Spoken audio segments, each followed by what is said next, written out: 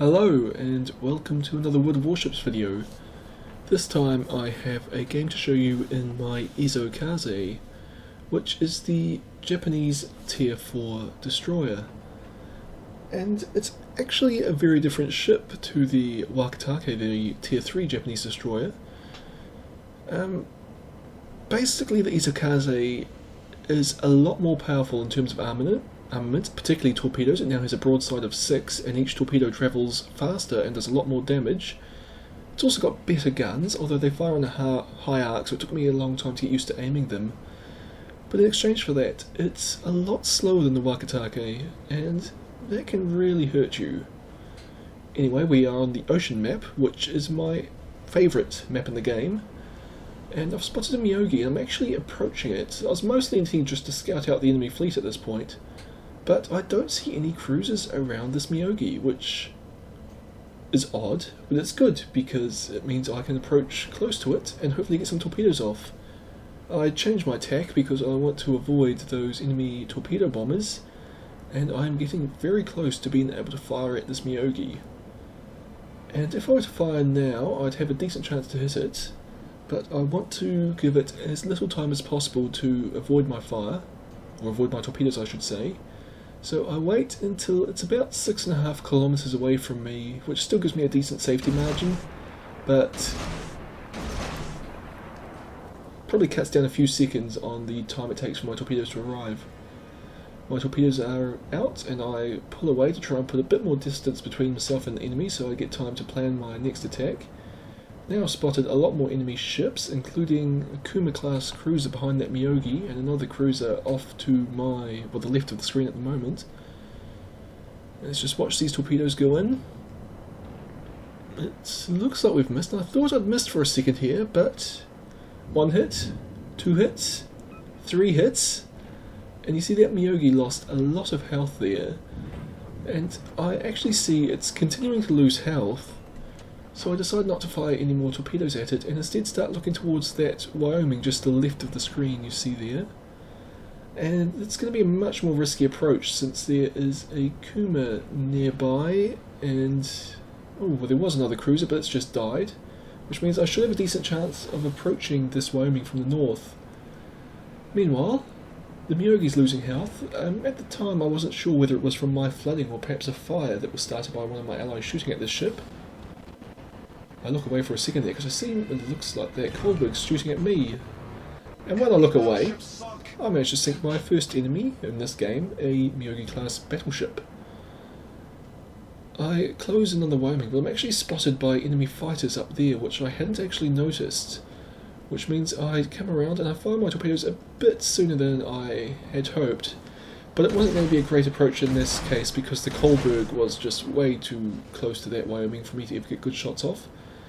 So I was spotted, but I took my chances. I used my speed boost to get out of my detection range and started heading north because there's a Kuma coming up chasing me here. And as I said, I didn't say it, but I'm not very optimistic of these torpedoes. I fired them at too long a range and I was spotted when I fired them. So this Wyoming has far too long to dodge them, and because it knows I'm here, it really should be dodging them, but it's not the case.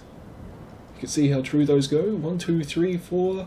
5 hits, and that is a tier 4 battleship gone, from full health to nothing. But now my speed, or lack of it, is going to cause me trouble here. These Kuma-class cruisers, I actually can't remember what their speed is off the top of my head. I think it's about 34, 35 knots, whereas the top speed of the Isokaze is 33 knots, so those Kumas are actually faster than me. I'm managing to get away a bit at the moment because I'm using my speed boost, which will give me a top speed in a straight line of around 36 knots. But really, I'm going to have to rely on my torpedoes getting lucky and hitting one of these cruisers here. I was thinking of firing at that Kohlberg, but it's turning away, so I'm not going to be able to get a shot on it. Or, well, I'll be able to shoot at it, but my torpedoes won't reach it before it gets out of range.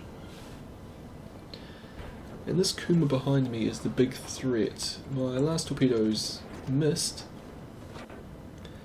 And unfortunately, I've actually run all the way back to my base already. And there's nobody on my team who's really in a position to support me, so I'm going to have to kind of fight these two cruisers all by myself here, which it's not a good position to be in a destroyer. Unfortunately, this Kuma is actually, I'm just outside of my detection range, but I'm going to have to go broadside on to fire some torpedoes here. Engine boost deactivated. Just as my engine boost runs out, I fire off 4 torpedoes and then just pop smoke and turn to get away from it again. Fire 2 more torpedoes off in a very speculative fashion at the other Kuma. And now I've broken contact with both of them thanks to the smoke screen. But I'm really relying on these torpedoes. At the moment they'll both be catching up to me very rapidly. And if these torpedoes don't hit, I'm in a very bad position here. And unfortunately they both actually launched their fighter planes, which, well, they spotted me as I came out the backside of the smoke screen, so I'm under a bit of fire here. My torpedoes obviously missed that Kuma. And that's when an enemy Isokaze shows up. I decided to fire 2 torpedoes at it, but I switched to my guns because, well, I've just got to do as much damage as I can at this point. I basically don't think I'm going to be able to get out of here alive. I get set on fire and use my damage repair ability to put the fire out. And then the Isokaze pops smoke and disengages, which I have to turn and focus on the Kuma, and unfortunately it's just wrecked my engine, which means that I now have no chance of escaping this. I've just got to do as much damage as I can. The Isokaze has fired torpedoes at me, and I'm able to dodge them pretty easily. And come back around, this Kuma's coming in close, they're both coming in close to me. My first lot of torpedoes there actually managed to get 1 hit on it and does, well, just under 10,000 damage. And I'm firing away with my guns. As I said, I want to do as much damage as I can, as quickly as I can before I die. And I fire off 2 more torpedoes here. And then I decide to fire away with my guns, which was actually probably a mistake at this point. I probably should have been turning to focus on the other Kuma. But I get 1 more kill, and the high caliber reward for sinking 3 enemy ships. As you see, my team's all sitting there 15 kilometers away in a really tight group. You'll see in a second when I go look at them just how tight that grouping was, which did well to protect them from enemy attacks, but unfortunately it's not a very good formation for controlling the map, since, well, they dominate this one area of sea very well, but they're not really pushing into the enemy cap, and they're not in a position to defend ours. But, well, luckily they managed to pull through and win this game, although it was a much closer affair than it should have been if you look at the scores as it is now. My team's only lost 4 ships, while the enemy team only has 4 ships remaining. But those cruisers and the destroyer up there, well, sorry, the cruiser remaining and the destroyer up there are going to have a bit of damage before they die.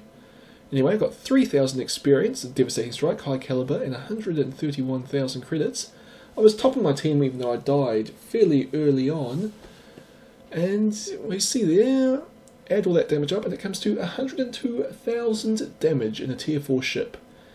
And that's kind of the power of the Isokaze. It's very powerful torpedoes. The guns, well, they're more useful than they are on the Wakitage, but they're still not good because this is a Japanese destroyer. It's just that speed can get you into trouble, as you saw in that game. I just couldn't actually disengage when the enemy pushed aggressively into, onto our cap. So that's the Isokaze, very powerful, but it's got one big weakness. Anyway, I hope you've enjoyed this video, and I'll see you all next time.